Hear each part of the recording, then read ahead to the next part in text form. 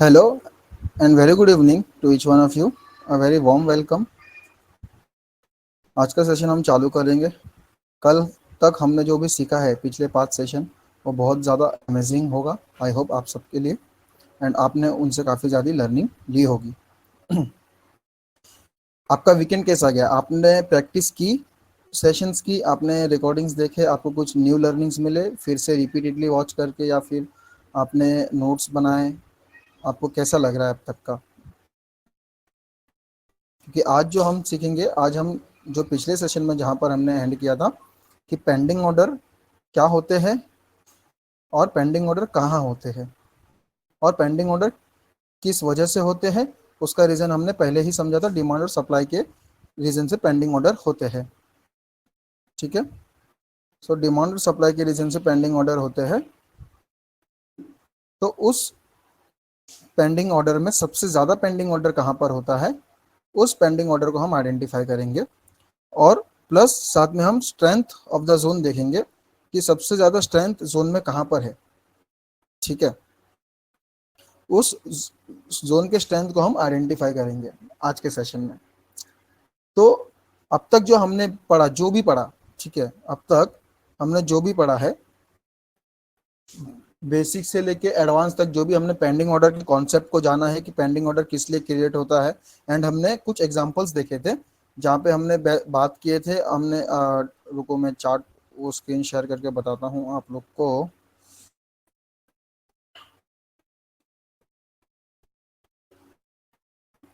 एक second.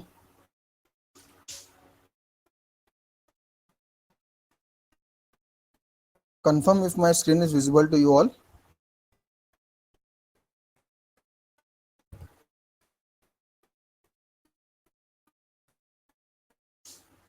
yes yes, thank you thank you. So हमने जो लास्ट सेशन खत्म किया था उसमें हमने ये जाना था, आपको लेफ्ट साइड में जो इमेज दिख रहा है, जब back to back thrilling candle हो रही है, और या फिर जब एक, पहले तो हमने देखा था कि ये बेस कैंडल है। ये बेस कैंडल का मतलब क्या हो रहा है कि यहाँ पे बायर और सेलर्स के बीच में फाइट चालू है, कंटिन्यूसली फाइट चल रही है, जिसके चलते कोई रिजल्ट नहीं निकल रहा है। और जब हमने दूसरी कैंडल को देखा तो वो हमको ग्रीन थ्रिलिंग कैंडल दिखी। वो ग्रीन थ्रिलिंग कैंडल को हमको देख के ये पता चला कि हाँ, इसके अंदर एक रिजल्ट निकला हुआ है, एक विनर डिक्लेयर हुआ है कि यहाँ पे बायर्स ने इस पूरे कंपटीशन और फाइट को जीता है। तो जिससे हमने डिमांड और सप्लाई की थियोरी को जो समझा था, उससे हमने ये लॉजिक को यहाँ पर आइडेंटिफाई किया कि यहाँ पर कहीं ना कहीं कुछ ऐसा हुआ होगा जहाँ पर इम्बैलेंस क्रिएट हुआ रहेगा, जिसके कारण प्राइस यहाँ से लेके यहाँ तक ट्रेवल की है, या कि यानी कि डाउन साइड से प्राइस ने अपसाइड का मूव दिया हुआ है। यहाँ पर प्राइस में एग्रेसिवली बाइंग हुई है, जिसके कारण ये ग्रीन थ्रिलिंग कैंडल फॉर्म हुई है, राइट। ये हमने समझा था वो सेशन में। फिर हमने ये समझा था कि अगर सामने जितने भी पेंडिंग ऑर्डर है, इसे हमने नीचे के सिनारियोस को क्रिएट किया था और हमने देखा था कि यहाँ पे 20 लाख के पेंडिंग ऑर्डर है, और सामने अगर 40 लाख का सेल ऑर्डर आता है तो ये जोन भी ब्रेक हो जाएगा। लेकिन उससे कम के पेंडिंग ऑर्डर आते हैं तो ये जोन के चलने के चांस उतने ही ज्यादा हैं, क्योंकि हमने उसको कार के एग्जाम्पल से समझा था, यूटर्न और स्पीड के एग्जाम्पल से। I hope you guys remember that. फिर हमने ये दूसरा एग्जाम्पल ये देखा था कि अगर 50 लाख का पेंडिंग ऑर्डर है तो उसके उसमें वो उसमें 50 लाख जैसा पेंडिंग ऑर्डर है, ये पता कैसे चलेगा? ये जो भी हमने नंबर्स लिए हैं सारे हमने हाइपोथेटिकल नंबर सिनारियोस लिए हुए, जिससे हमको पता चलेगा, राइट। तो हमको वो नंबर्स वहीं से पता चलता है। तो मतलब ये हम चार्ट पे नहीं देख पाएंगे कि है कितने, बट हम कैंडल को देख के पता चलेगा कि यहाँ पे एग्रेसिवली बाइंग हुई है, एकदम एक्सप्लोसिव बाइंग हुई है या नहीं भी हुई है।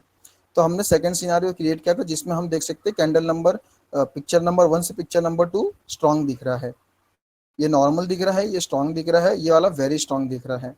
तो आज जो हम सेशन चालू करेंगे, इसी चीज को हम कंटिन्यू करते हुए ये पहचानेंगे कि नॉर्मल बाइंग कौन सी होती है, स्ट्रॉन्ग बाइंग कैसी होती है, वेरी स्ट्रॉन्ग बाइंग कैसी होती है, और कब कब कौन से जोन के चलने के चांस ज्यादा होते हैं, कब कब कौन से जोन के चलने के चांस कम होते हैं। ठीक है, बाइंग के केस में भी हम देखेंगे और सेलिंग के केस में भी देखेंगे। और अगर हमें टाइम बचेगा तो हम एक डिमांड एंड सप्लाई के पैटर्न को समझेंगे। ठीक है, तो आज का सेशन चालू करते हैं गाइस। मैं आपके सामने एक कैंडल बना रहा हूँ, वो आपको कुछ इस तरीके से दिखेगी। यहाँ पे क्या हो रहा है, प्राइस यहाँ पे डाउन साइड आ रही है, जिससे हमें ये पता चल रहा है ये वाले पिक्चर से कि यहाँ पर बायर स्ट्रांग है, सेलर स्ट्रांग है, जिसके कारण ये ग्रीन रेड थ्रिलिंग कैंडल बनी हुई है, राइट। फिर हमने ये देखा कि इसके बाद में एक बेस कैंडल फॉर्म होता है। जस्ट मैं एग्जांपल के लिए ड्रॉ कर रहा हूँ समझाने के पर्पज से। इसके बाद में हमने देखा कि बेस कैंडल फॉर्म होता है, ठीक है। उसके बाद मैं बोल रहा हूँ कि ये बेस कैंडल के फॉर्म होने के बाद में जो विनर डिक्लेयर हुए वो हमारे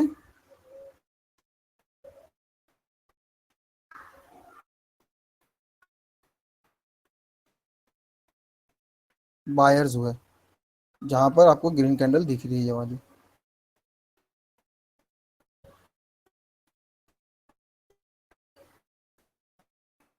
ठीक है। इस इमेज को मैं थोड़ा नीचे ले लेता हूँ फॉर बेटर अंडरस्टैंडिंग। ये आपके सामने मैंने इमेज 1 ड्रॉ किया, जो हमने प्रीवियस एग्जांपल में समझा था। प्रीवियस एग्जांपल में हमारे पास सिर्फ बेस कैंडल और उसके बाद में ग्रीन थ्रिलिंग कैंडल बनी हुई थी, ठीक है। जो हमने ये इमेज में समझा था, एक बेस कैंडल, फिर हमारे पास सिर्फ थ्रिलिंग कैंडल थी। आज मैंने उसके सामने एक और एग्जांपल सेट किया। हम ये बोल रहे थे कि जब प्राइस ने कंपटीशन बायर सेलर का आया, उसके पहले क्या हो रहा था कि प्राइस उसके पहले डाउन साइड आ रही थी, जहां पे सेलर एग्रेसिवली प्राइस को नीचे लेके आ रहे थे। उसके बाद बायर और सेलर का झगड़ा होना चालू हुआ। फिर उसके बाद हमें नेक्स्ट कैंडल में रिजल्ट पता चला कि ये झगड़े के बाद के जो विनर है वो यहाँ पे बायर है। इस केस में हमें पता चला। और इस केस में जब हमने पीछे जाके समझा था कि अगर ऐसा कुछ स्ट्रक्चर हमारे पास में है तो हमें पता कैसे चलेगा कि कहाँ पर सबसे ज्यादा पेंडिंग ऑर्डर है, मतलब कहाँ पर पेंडिंग ऑर्डर है सबसे ज्यादा, कहाँ पे है वो तो हम समझेंगे, लेकिन पेंडिंग ऑर्डर है कहाँ पर। तो हमने ये समझा था कि जो बेस कैंडल का हाई होता है और लो होता है, कहीं ना कहीं ये पूरे एरिया के अंदर सबसे ज्यादा पेंडिंग ऑर्डर होते हैं। हमने यही समझा था, राइट, कि जहां पर हाई होता है और लो होता है, कहीं ना कहीं इस पूरे एरिया में सबसे ज्यादा पेंडिंग ऑर्डर होता है, ठीक है। तो अगर आपके सामने ये जो चार्ट 1 है, और मैं वापस से सेम सिनारियो रिपीट करता हूँ और बताता हूँ वापस से डायग्राम ड्रॉ करके, फिर हम एक ड्रॉप कैंडल करते हैं। इस कैंडल को वापस से फिल करेंगे।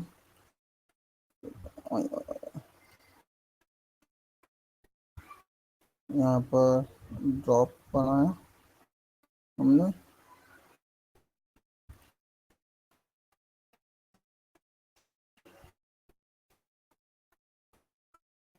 1 सेकेंड, ड्रॉप,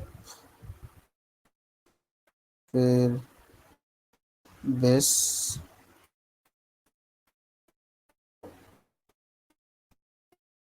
बेस कैंडल है, फिर वापस से मैं बनाता हूँ।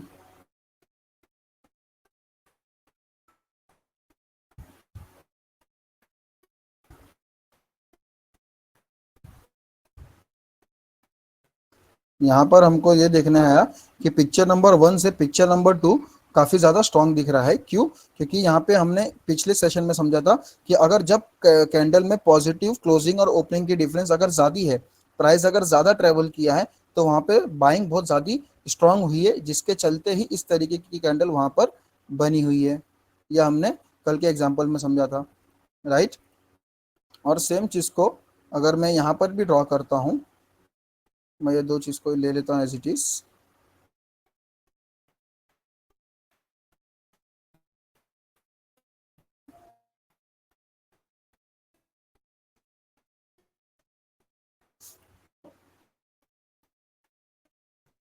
और फिर हम ड्रॉ करते हैं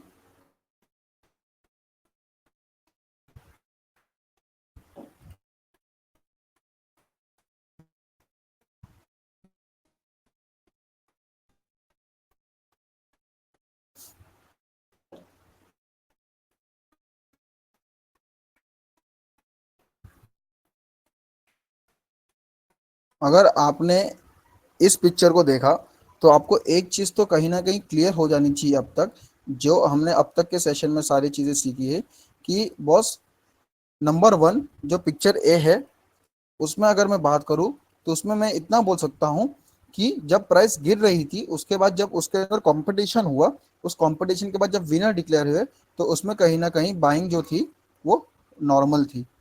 पिक्चर ए को देख के मैं ये डिटरमाइन कर सकता हूँ कि इसके अंदर जो भी बाइंग थी वो कहीं ना कहीं नॉर्मल थी। पिक्चर बी को अगर मैं कंपेयर करूँ तो मैं ये बोल सकता हूँ कि वो comparison to picture a strong buying है इसके अंदर।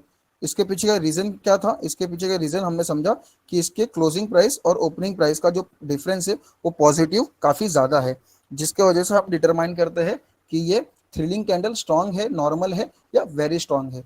तो उस थ्रिलिंग कैंडल को आइडेंटिफाई करके हम ये भी पता चलते हैं कि यहाँ पे नॉर्मल बाइंग थी या स्ट्रॉन्ग बाइंग थी या वेरी स्ट्रॉन्ग बाइंग थी।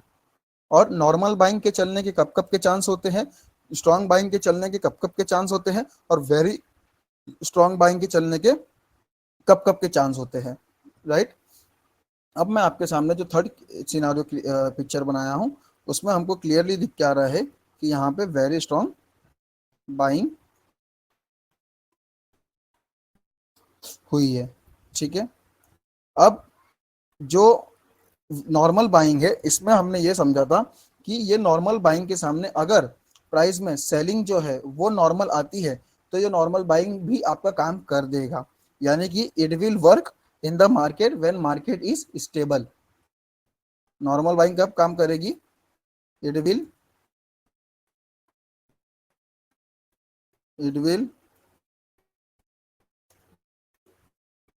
Work in normal and stable market, ठीक है।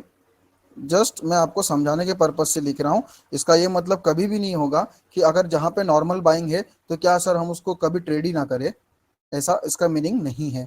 जस्ट मैं आपको समझाने के पर्पज से समझाना चाहता हूँ कि अगर नॉर्मल बाइंग आपको चार्ट पर दिख रहा है तो वो सिनारियो में प्रोबेबिलिटी ये होती है कि वो अगर सामने नॉर्मल सेलिंग है तो ही उसके चलने के प्रोबेबिलिटी इंक्रीज होते हैं, क्योंकि शेयर मार्केट में प्रोबेबिलिटी का ही गेम होता है। जितना ज्यादा बेटर प्रोबेबिलिटी आपकी उतनी ज्यादा आपकी इंप्रूव एक्यूरेसी होती है, और उस प्रोबेबिलिटी को आप ज्यादा बेहतर किस तरीके कब और कैसे बना सकते हो, उसको आप एक ही तरीके से बना सकते हो जब आपकी उसके अंदर स्ट्रॉन्ग डेटा कलेक्शन और स्ट्रॉन्ग रिसोर्सेज आप उसके अंदर कलेक्ट कर सको। अगर स्ट्रॉन्ग बाइंग की बात करूं तो ये स्ट्रॉन्ग बाइंग आपके normal and volatile market will also work में भी काम करेगी, ठीक है। It will also work in normal volatile market.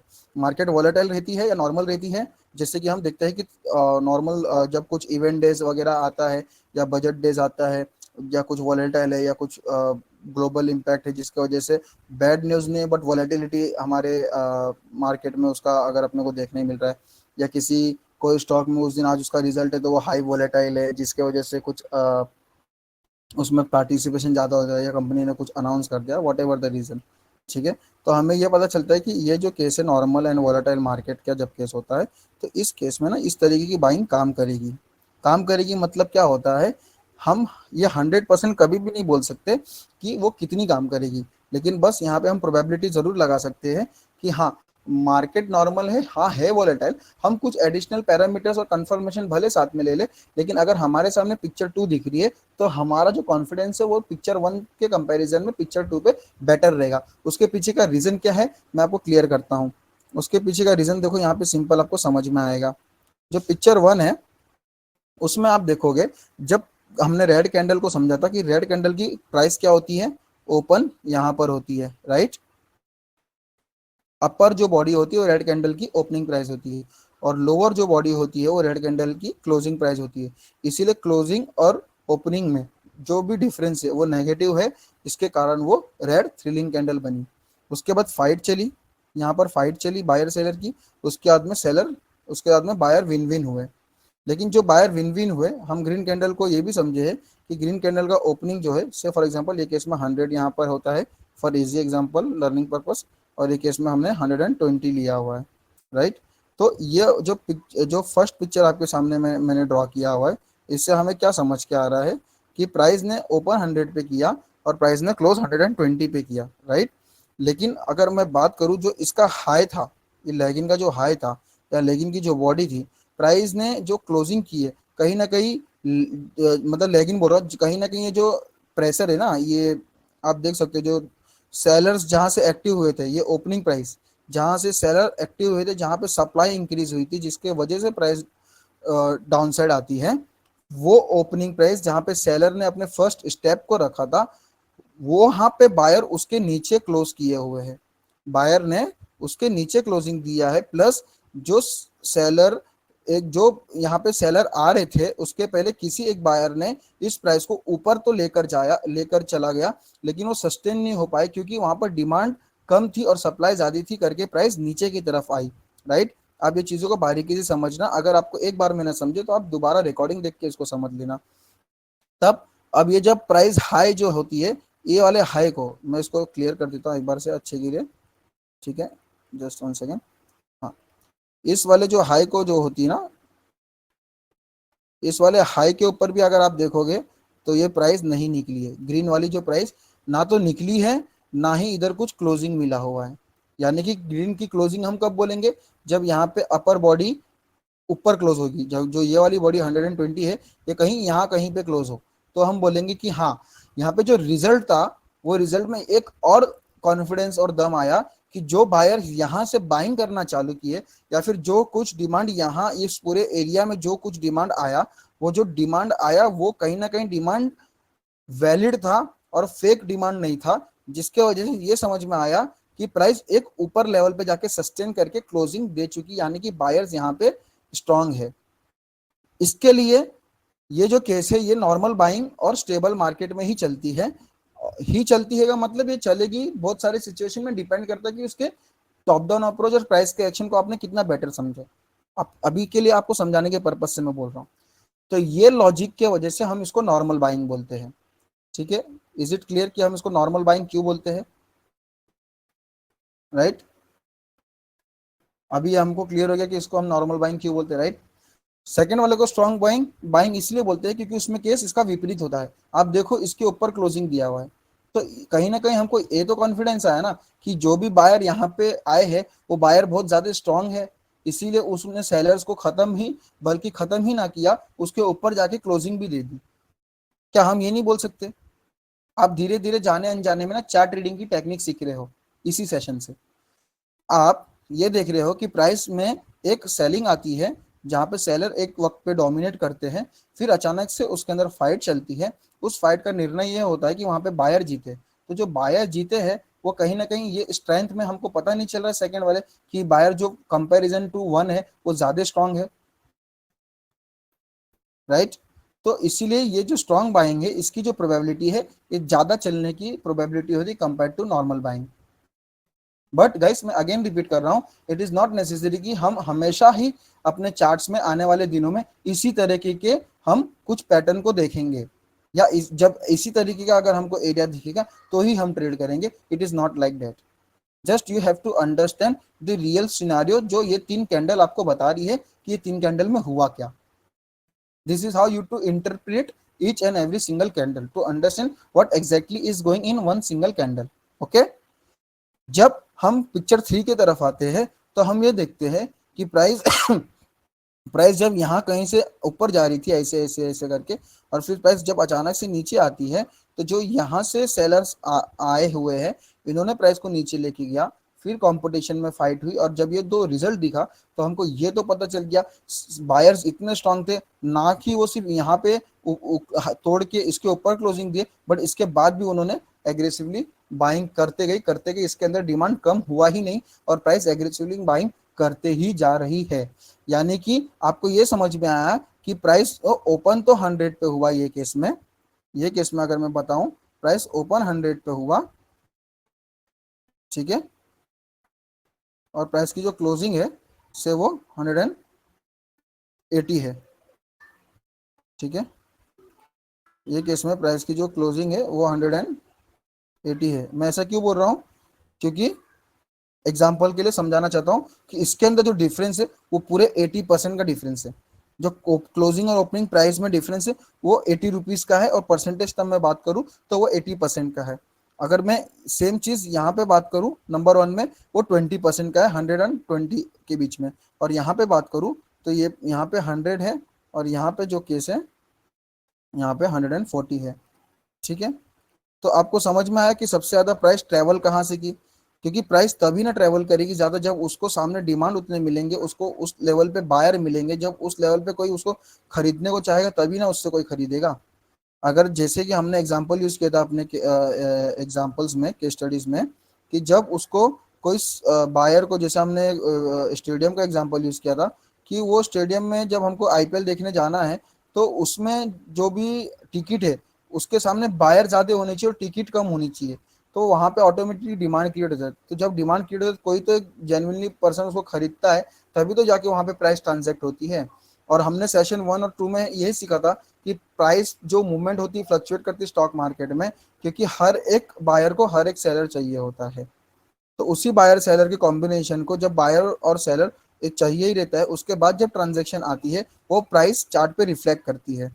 वो प्राइस जब चार्ट पे रिफ्लेक्ट करती है तो वहां पे कुछ ना कुछ ट्रांजैक्शन अपने को चार्ट पे दिखता है, जो कैंडल के फॉर्म में अपने सामने प्रोड्यूस होता है। तो उस पूरे प्रोडक्शन को हम रीड कर रहे हैं कि ये जो normal one stage one production है, इसको हम क्या बोलते हैं। इसको स्टेज वन प्रोडक्शन को हम नॉर्मल बाइंग बोलते हैं, स्टेज टू प्रोडक्शन को हम स्ट्रॉन्ग बाइंग बोलते हैं, स्टेज थ्री प्रोडक्शन को हम वेरी स्ट्रॉन्ग बाइंग बोलते हैं। ठीक है, आपको ये समझ में आया कि आपका प्राइस जो है, आप जहां पर हो, वो स्टेज वन में है या स्टेज टू में है या स्टेज थ्री में है। ये हम प्रोडक्शन की स्टेज की बात कर रहे हैं कि जब प्रोड्यूस हो गया तो ये क्या हमको रिजल्ट निकला। सेम ये रिजल्ट में मैं आपको बात करूं कि अगर मार्केट हाई प्रोबेबिलिटी होती है स्टेज थ्री वाले केस में, कि एक सेकंड सॉरी, हाई प्रोबेबिलिटी है this will even work in bearish market. अगर मार्केट बेरिश भी होता है ना, तो इस तरीके के जोन काम भी करेंगे आपके, काफी अच्छे लेवल काम करेंगे इस तरीके के। हम इसके कुछ एग्जांपल्स भी देखेंगे आगे चल के। It works highly in, highly probability है इसकी, high probability even in bearish market. जब मार्केट गिरती भी है ना, तो इस तरीके के जोन काम करेंगे। प्लस हमने यहाँ पर क्या आइडेंटिफाई किया, ये सेकंड कैंडल को, कि demand is very high as compare to supply and too many pending orders at the base candle. Right, यहाँ पे हमने क्या किया, आइडेंटिफाई, जो अभी हमने पूछा आपको बताया था, डिमांड यहाँ पे कहीं ना कहीं बहुत ज़्यादा होगी as compare to picture stage one and stage two, और सप्लाई के सामने तभी कहीं ना कहीं जाकर इस तरीके का पिक्चर क्रिएट हुआ है। और हमने ये देखा है कि स्टेज वन में जो थे बायर वो कम थे, स्टेज टू में जो बायर थे वो कम थे, स्टेज थ्री में जो है यहाँ पे बायर ज्यादा है, जिससे क्या होती है कि जिससे टू मैनी बाय के पेंडिंग ऑर्डर लगते हैं, बाय के पेंडिंग ऑर्डर होते हैं। और पेंडिंग ऑर्डर कहाँ होते हैं, हमने देखा था, सीखा था, pending order base base candle पे होते हैं। बेस कैंडल पे कहाँ होते हैं, हमने वापस से समझा था, वो हमने देखा था कि बेस कैंडल के हाई और लो के बीच में, इस पूरे हाई और लो में कहीं तो वो ऑर्डर होते हैं।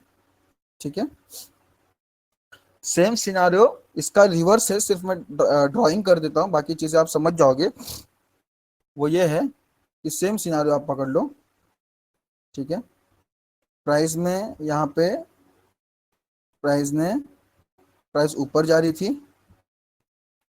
ठीक है, फिर प्राइस में इसको हम ये कर लेते हैं,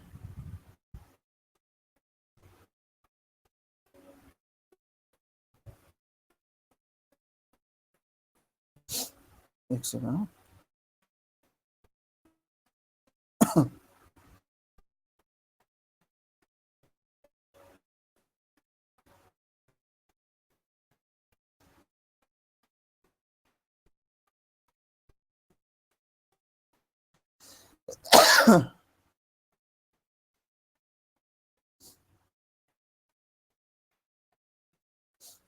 ठीक है, ये प्राइस ऊपर जा रही थी, फिर क्या हुआ,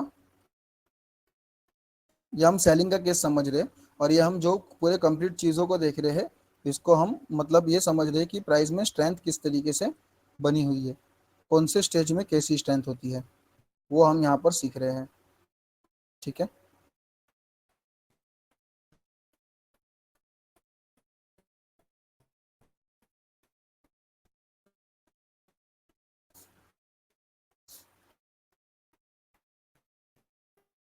ठीक है, फिर मैं आपके सामने सेलिंग वाली कैंडल बनाता हूँ।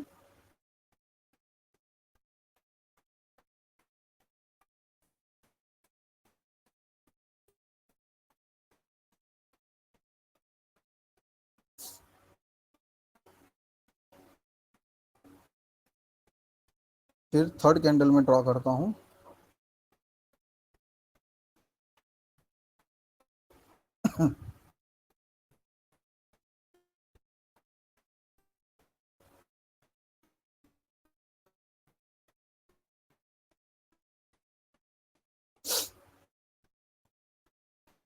सो ये केस में हम क्या बोलेंगे, स्टेज वन में यहाँ पे हम बोलेंगे normal selling, stage one strong selling, stage two यहाँ पे हम बोलेंगे वेरी स्ट्रॉन्ग सेलिंग,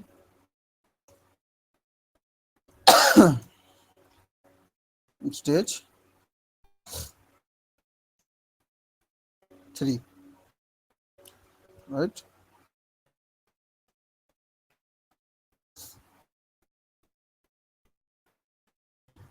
थर्ड वाले केस को हम ये समझेंगे। और जो ऊपर का केस था same as it is case इसमें भी क्रिएट हुआ है। इसमें भी हाई प्रोबेबिलिटी है कि जो थर्ड वाले केस में सेम चीज है, इसमें भी हाई प्रोबेबिलिटी है कि it will even work in bullish market, इसी का अपोजिट। ठीक है, यानी कि इसमें हमको ये समझ में आ रहा है कि it will also work in bullish market. Probability इसकी हाई हो गई है कि अगर मार्केट बुलिश भी है तो भी इस तरीके का अगर सेटअप आपको दिखता है तो वो काम करेगा। प्रोबेबिलिटी हाई हो गई है। और इसमें भी हम ये बोल सकते हैं कि प्राइस इतना नीचे इसीलिए ट्रेवल की क्योंकि टू मैनी सेलिंग ऑर्डर्स आए कंपेयर टू बाइंग ऑर्डर्स, यानी कि supply is greater than demand. और वो कहाँ पर होगा, इस पे भी बेस पे। और बेस कहाँ पर होता है पेंडिंग ऑर्डर का, यहाँ पर हाई और लो पे पेंडिंग ऑर्डर होते हैं। ठीक है, तो ये हमने आज जो समझा है, ये पूरे चीज जो पूरे स्ट्रक्चर को हम सेशन को कंक्लूड करेंगे वो ये है कि वो स्ट्रेंथ ऑफ द जोन। आज हमने जोन के स्ट्रेंथ को समझा कि अगर वो नॉर्मल बाइंग जोन है तो उसको ऐसा कुछ जोन दिखता है तो उसको नॉर्मल बाइंग कब बोलते हैं, strong buying, very strong buying. Same with normal selling, strong selling and very strong selling. वो हमने नंबर से समझा था, 100 120 100 और 40 140 100 एंड 180 तक का। इस पूरे नंबर को समझ के हमको ये पता चला कि हाँ बॉस, ये इस तरीके के जोन्स बने हुए हैं। एम आई क्लियर यहाँ तक?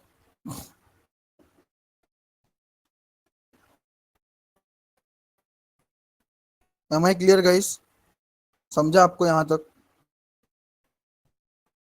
Yes, thank you for confirmation. चलो, तो आपको सिर्फ कुछ कोई एक चार्ट अगर मिलता है तो ये चीज आपको मैं रियल में होता हुआ दिखा दूं कि वहां पर हो रहा है तो। और आज का सेशन हम कंक्लूड करेंगे और कल से हम ये जानेंगे, जब हम एग्जैक्टली exactly इस तरीके के एरिया को आइडेंटिफाई करेंगे तो सबसे ज्यादा पेंडिंग ऑर्डर कहाँ पर होगा। और उसमें हम कल से चालू करेंगे कि पैटर्न ऑफ द जोन क्या होता है, डिमांड जोन कैसे बनता है, सप्लाई जोन कैसे बनता है, और उसके क्या कंपोनेंट्स होते हैं, ये हम कल के सेशन से सीखना चालू करेंगे।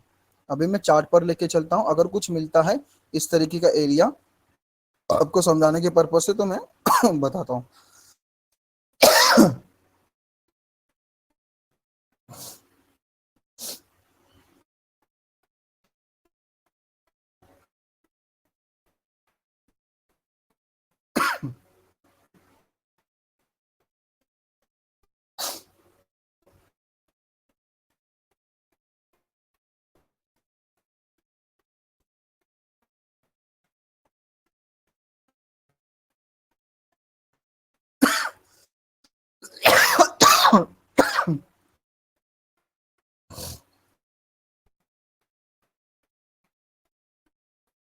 I am sorry guys, just hold on.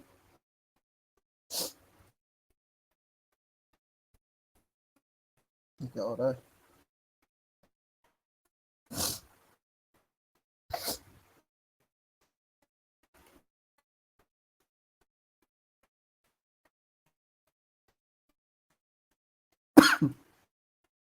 Just एक सेकंड। टिल देन कुछ क्यू आने हैं क्या गाइस? कुछ क्वेश्चन आंसर है?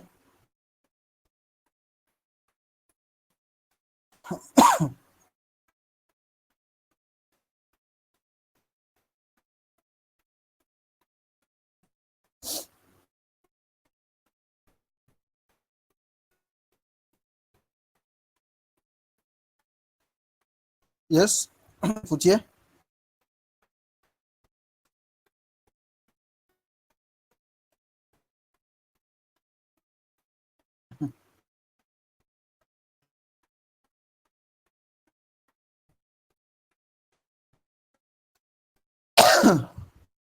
आप चैट बॉक्स में डालिए।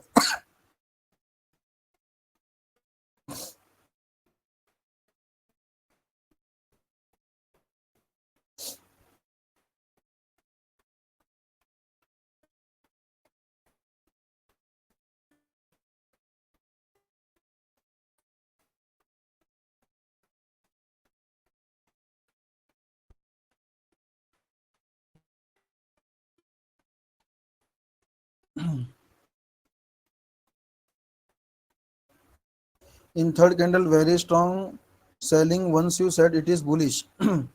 मैं स्टेज थ्री में ये आपको बता रहा था कि स्टेज थ्री में अगर, जैसे हमने स्टेज वन में सीखा था कि हाई प्रोबेबिलिटी है अगर बेरिश मार्केट होगा तो भी, ओके, अगर मार्केट बेरिश है यानी कि सेलर्स बहुत ज़्यादा एग्रेसिवली सेलिंग कर रहे हैं, तभी इस तरीके का जोन काम करता है। यानी कि मैं कौन से केस की बात कर रहा था? देखो, मैं एक ऐसे केस की बात कर रहा था। अब यहाँ से आप देखो कि आपको मैं दिखाता हूँ पीएल में। आप ये कैंडल को देखना, ये 16 अगस्त की जो कैंडल है, यहाँ पे आपको दिख रहा होगा ऊपर वर्टिकल लाइन। चार्ट मेरा दिख रहा है? Is my chart is visible?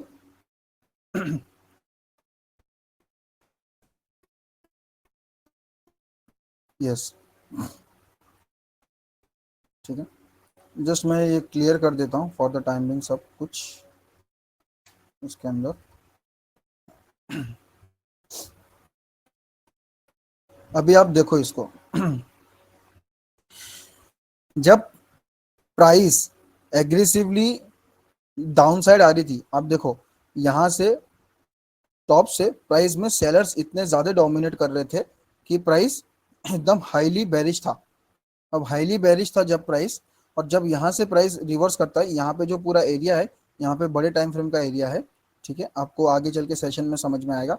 इस तरीके से ऐसे बड़े बड़े कैंडल जब प्राइस ने इतनी स्ट्रांग कैंडल बनाई, ठीक है, जो मैं बता रहा था कि बेरिश मार्केट में भी कैसे काम करता है वो सिनारियो, कि जब प्राइस ने इतनी स्ट्रांग कैंडल बनाई, देखो ये वाली कैंडल देखो, ये वाली कैंडल देखो, इतनी स्ट्रांग है, इतनी बड़ी। यानी कि ना 1943 से 1031, यानी कि इसके सामने अगर इससे भी कुछ बड़ी अच्छी कैंडल होती तो इससे ये स्ट्रांग बाइंग स्ट्रांग सेलिंग को भी ना वो खत्म कर देती, ठीक है। वो चीज मैं आपको ना यहाँ पर बताता हूँ। यहाँ पर अभी इसमें क्या हो रहा है?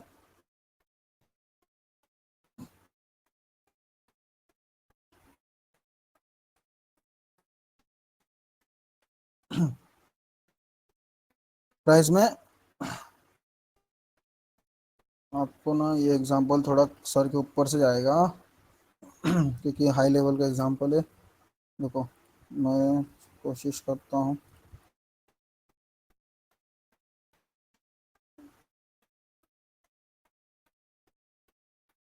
रिलायंस,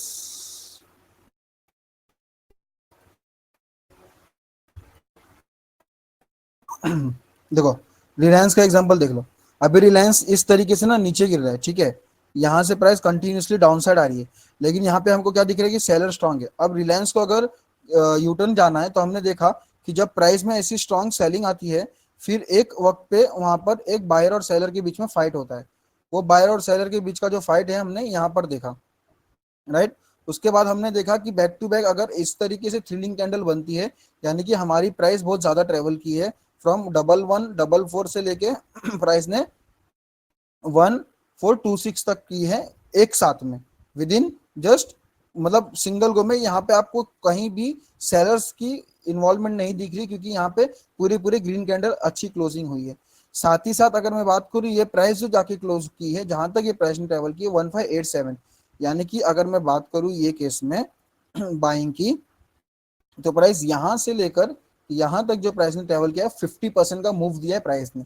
तो इन केस अगर ये जो मूव है आपके आंखों के सामने, ऐसे मूव अगर आपके आंखों के सामने आ रहे हैं और इस तरीके की कैंडल आपको दिख रही है, और अब जो प्राइस गिर रही है वो एकदम टॉप से गिर रही है, डेट इज 1610 से प्राइस अभी तक 1262 आ गई, यानी कि 300 पॉइंट से ज्यादा गिर चुकी है। रिलायंस जैसी कंपनी मोर देन 300 पॉइंट ज्यादा गिर चुकी है। और इन परसेंटेज टर्म में अगर मैं बात करूं तो वो यहाँ पर 20% से भी ज्यादा गिर चुकी है। अब ये जो प्राइस है इसमें मतलब हमें समझ में आया कि सेलर स्ट्रांग है। तो जो यहाँ पे सेलर स्ट्रांग है, ऐसी मार्केट में जो जहां पे सबसे ज्यादा पेंडिंग ऑर्डर होगा वो ये एरिया होगा जो ऐसे सेलर्स को रोकेगा और यहाँ से यूटर्न आ सकता है प्राइस में।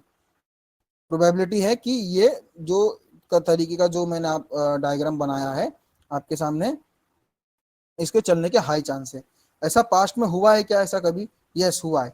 अब पास्ट में देखो, अब इस पिक्चर को देखना, ठीक है, इस पिक्चर को सिर्फ देखो, ये वाले पिक्चर को। और ऐसा जरूरी है कि बार बार प्राइस उधर आएगी? ये भी जरूरी नहीं है। अब हमने सीखा कि पेंडिंग ऑर्डर कहीं ना कहीं इसके हाई और लो पे होता है, तो इस तरीके से हमने मार्क कर दिया। और हमने देखा कि प्राइस इतनी एग्रेसिवली नीचे आ रही थी, सेलर्स इसमें प्राइस को नीचे रहते 800 रुपए से लेके प्राइस को 400 पे लेके आ गए। जो सिनेरियो आज आपके सामने बना हुआ है, सेम सिनेरियो कभी यहाँ पर बना हुआ था 2019 में, 2020 में, कोविड में। प्राइस गिरी यहाँ से और जब प्राइस भागना चालू की, इसके बाद प्राइस कभी जोन पे आई नहीं, ठीक है। लेकिन सेम सिनारियो अगर मैं यहाँ की बात करूँ इसी तरीके का, आप देखोगे कि यहाँ पे सेलर प्राइस को गिरा रहे थे, फिर यहाँ पे बायर ने प्राइस को ऊपर लेके गया। लेकिन ये इतने बायर इतने ठीक ठाक नहीं थे जो प्राइस को मैं बोल सकूं कि यहाँ तक कुछ ऊपर जाके क्लोजिंग दिया था, जो हमने सिनारियो समझा। तो ये नॉर्मल बाइंग थी। तो मैंने ऐसा भी नहीं बोला था कि नॉर्मल बाइंग हम इग्नोर करेंगे। इग्नोर करेंगे तो कौन सी टाइम फ्रेम का इग्नोर करेंगे, कैसे करेंगे, वो हम आगे चल के सीखेंगे, ठीक है। अभी फिलहाल ये समझा रहा हूँ। तो इसमें क्या हो गया कि प्राइस जो है जब यहाँ से डाउन साइड आती है, फिर ऊपर जाती है, फिर यहाँ से वापस से फाइट होता है। ये जो दो कैंडल है 31 अगस्त 2021 और 30 सितंबर वाली, मैं स्क्रीन पे लाइन करता हूँ ये वाली। ये जो दो कैंडल है इसको देखो, ये कहीं ना कहीं अपने आप को प्रूफ कर दिया ना, यहाँ पे बायर ने प्रूफ कर दिया कि सेलर जो तू प्राइस को नीचे ले आना चाहता था, अब तू कहीं भी नहीं बचा है। मैं यहाँ पे स्ट्रॉन्ग डिमांड क्रिएट कर चुका हूँ और प्राइस को ये ना सिर्फ तेरे वाले हाई को, ये वाले जो भी हाई थे पिछले वाले, उस सारे हाई को क्लोज करके ऊपर प्राइस में क्लोजिंग दे दी है, ठीक है। तो जब कभी भी प्राइस यहाँ पर आएगी ना, तो इसके चलने के चांस देखो हाई होते हैं। अब ये प्राइस यहाँ पर आई, ठीक है, इस वाले जहां हमने सीखा था कि ये पेंडिंग ऑर्डर होता है, ये पेंडिंग ऑर्डर पे प्राइस आई। अभी मैं आपको ना ये करके दिखाता हूँ, पेन पेन से देखो मार्क करके दिखाता हूँ। ये आप देखो, इसको मैं छोटे टाइम फ्रेम पे लेके चलता हूँ, देखो प्राइस कैसे गिर रही थी, आपको समझ में आएगा।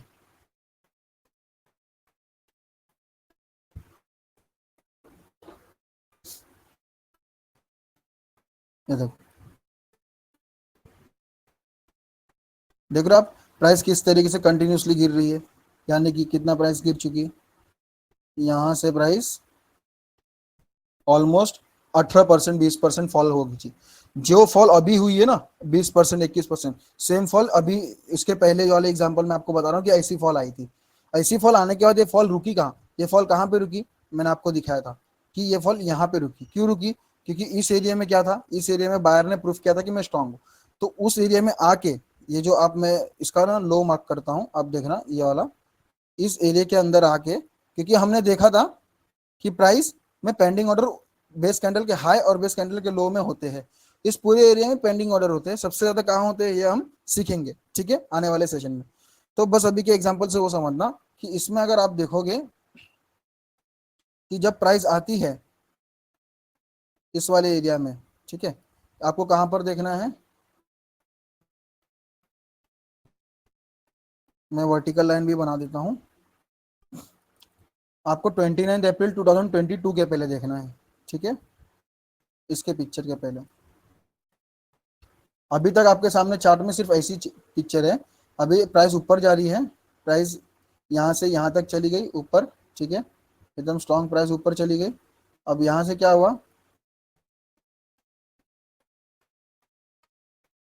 प्राइस वापस से ऊपर ही है, फिर क्या किए, प्राइस नीचे आना चालू की, नीचे आना चालू की, मेरे लो वाले लाइन को देखा ना, ब्लू वाले लाइन को 1089, नीचे आना चालू की, नीचे आना चालू की, नीचे आना चालू की, नीचे आना चालू की, प्राइस आ ही रही है, आ ही रही है, 20% गिर गई। अब देखो उसने ब्लू लाइन को टच किया, ये जो ब्लू लाइन था ये हमने ये देखा कि इस पूरे एरिया में जहां पे बाइंग थी, सबसे ज्यादा बाइंग इस एरिया में थी जहां से प्राइस रिवर्स की, ठीक है, वो एरिया हम कैसे आइडेंटिफाई करेंगे हम सीखेंगे, फिलहाल आपको एग्जांपल समझ लो।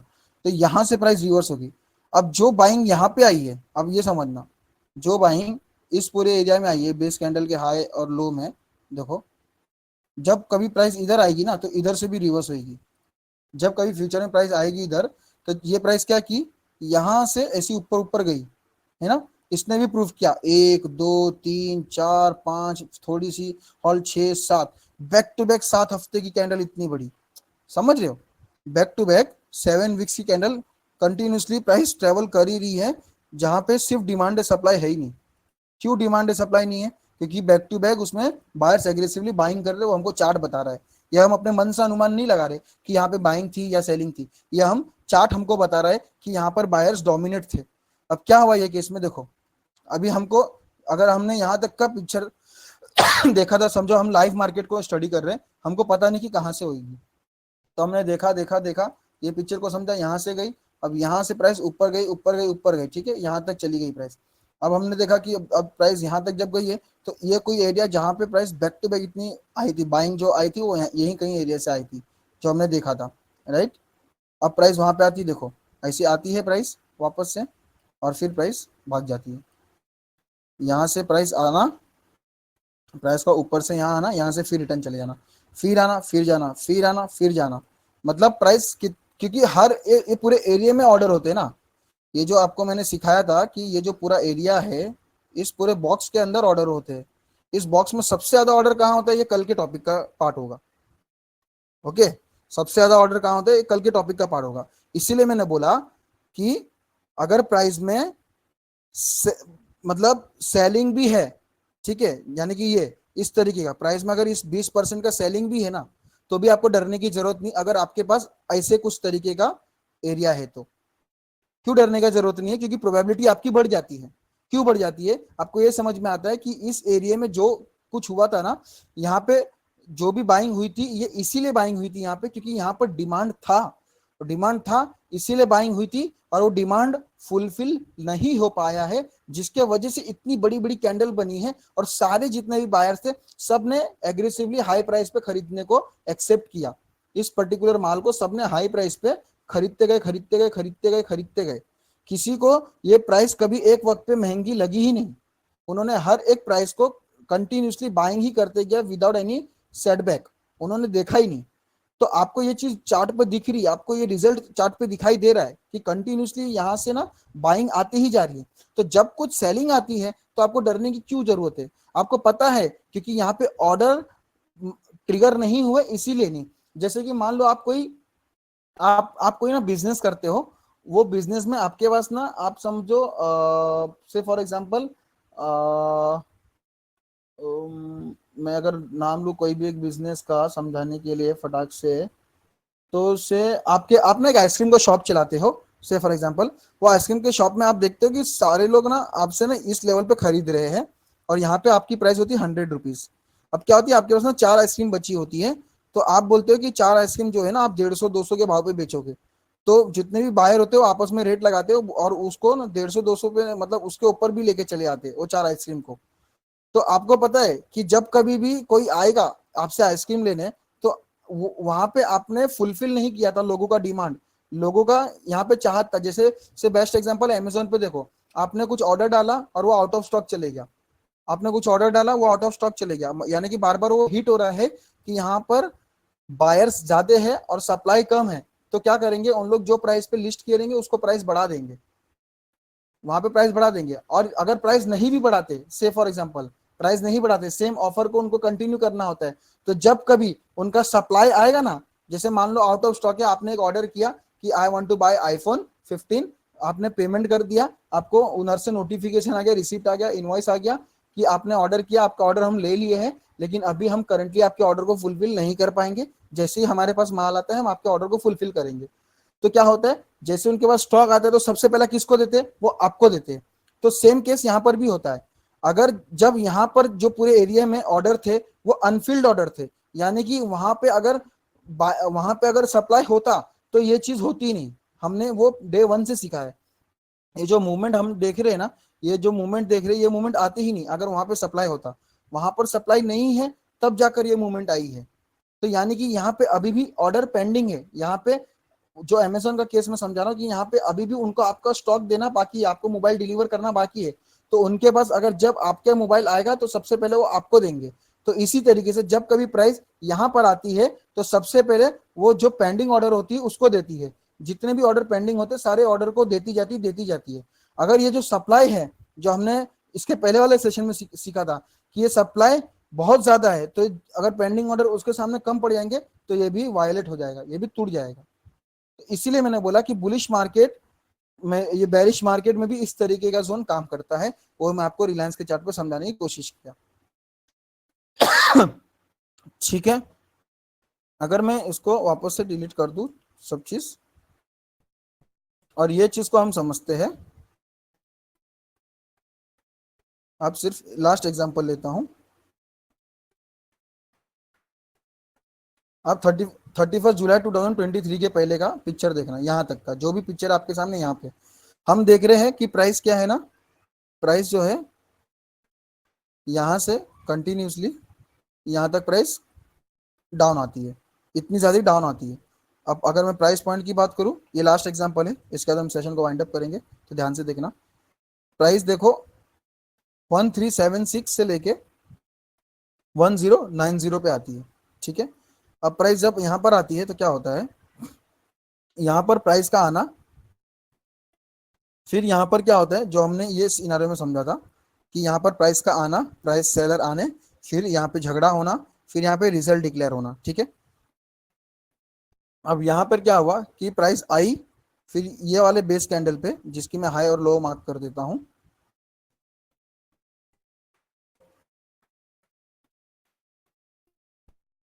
एक सेकेंड, ये इसका हाई, ये इसका लो मार्क कर दिया। तो हमें ये समझ में आया कि यहाँ पे फाइट चली है 1114 से लेके 1089 तक। फिर इसके बाद जो भी विनर डिक्लेयर हुआ है वो यहाँ पे डिक्लेयर हुआ है इस वाले कैंडल में, क्योंकि ये थ्रिलिंग कैंडल बनी है, बायर्स ने डोमिनेट किया है। अब ये तो नॉर्मल दिख रहा है अभी तक का, अगर मैं पिक्चर बात करूँ, सिर्फ इतना बात करूँ, सिर्फ ये चार्ट में आपके सामने है, तो आपका जो इस तरीके का व्यू जो है ना, इस जो आपके सामने गिरता हुआ मार्केट आप देख रहे हो तकरीबन 20%, तब आप कभी हिम्मत नहीं करोगे कि आप ऐसे सिर्फ डायरेक्ट पिक्चर पे आप खरीदारी करो। आपने और आगे इसको पिक्चर को देखा, आपने देखा हाँ, और 2 वीक कंटिन्यूसली इसमें प्राइस ऊपर की ओर बढ़ना चाहती है, मतलब सेलर नीचे नहीं है, सप्लाई नहीं आ रही है। वापस से आपने देखा और आप कंटिन्यूसली देखते गए और प्राइस जो है लगातार सिर्फ आगे ही बढ़ते जा रही है, नीचे आने का प्राइस नाम ही नहीं ले रही है। ठीक है, और प्राइस ने जाते जाते क्या कर दिया, जितने भी सारे सप्लाई थे सारे सप्लाई को प्राइस ने धीरे धीरे खत्म किया और इतना बड़ा मूव दे दिया। यहाँ से लेके प्राइस में मूव तभी आएगा जब उसमें ऑर्डर्स उतने पेंडिंग होंगे, यानी कि कितने परसेंटेज का मूव दे दिया आप समझो, ये पॉइंट से लेके ये पॉइंट तक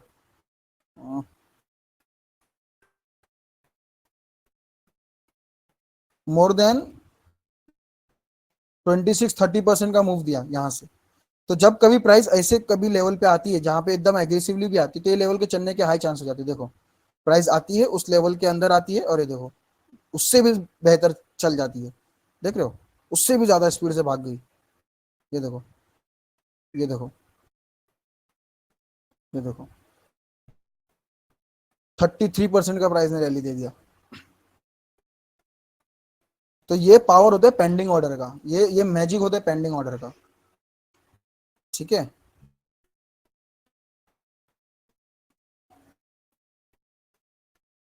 आपको चीजें समझी ना? तो मैं वही इसीलिए बताया था वो चीज।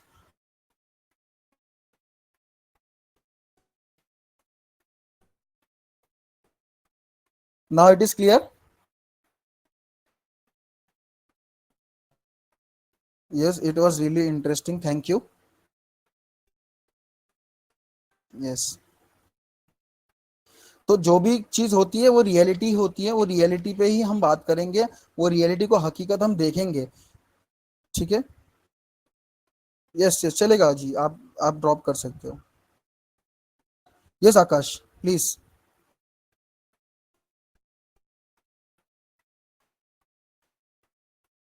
नहीं, आप चैट बॉक्स में लिखो, क्योंकि मेरे पास कुछ सुनने के लिए नहीं है, अदरवाइज वो डबल डबल आवाज आएगा।